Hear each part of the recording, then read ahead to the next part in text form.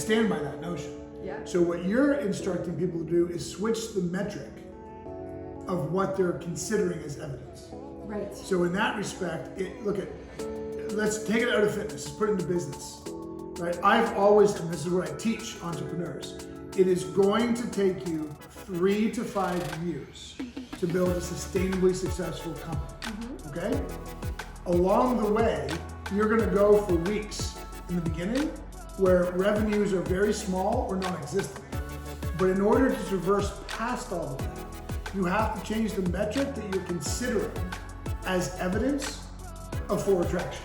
If revenue and how much money you're making is the metric you're choosing to look at, you're gonna stop. You're gonna be sorely disappointed because that revenue is not coming in the first few weeks. Right. The metric I want you to count is the forward traction you're making every day, i.e. the wins. Yeah, 100%. Talk us through that. Yeah, you know, and I think that physique training is a really great example of that because, of course, you see your body changing, right?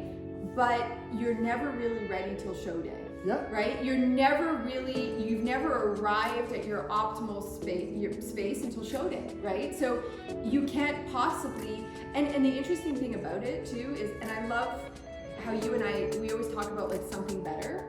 The thing is when you hold a vision, trust the process, commit to today, count the wins, look at the metrics that matter, you always end up with something better than you imagined. In my opinion, like always, every single time. So, you know, looking at those little metrics each and every single day and not looking, like for example, physique training, I will tell you right now, the greatest metric that I wish people would just like kick to the curb is the scale. Yes. Like, I'm not telling you don't weigh yourself.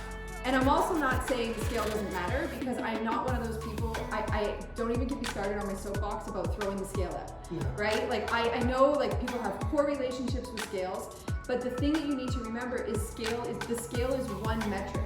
And you know, I have a client of mine who's been losing weight and has lost like 25 pounds. It's amazing. But that scale metric will catch her up. Right? Like if the scale doesn't drop down the way she anticipated, like it'll trigger her some emotion, which makes sense, I understand.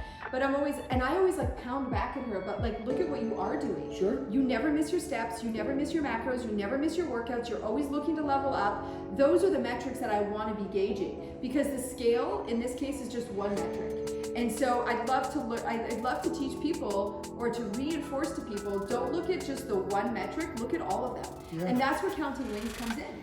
Because at the end of the day, you know, like for example, there was one day in my prep where I miscounted my macros and I went over and I was a little bit like frustrated that I went over, right? But when I look at the whole ballpark of it, I'm like, yeah, but I've had like 35 perfect days. Am I going to really be upset about the one day that my macros didn't measure the way that they measured? Yeah, absolutely. It's a choice to have to shift those macros. Not macros, metrics. I don't want to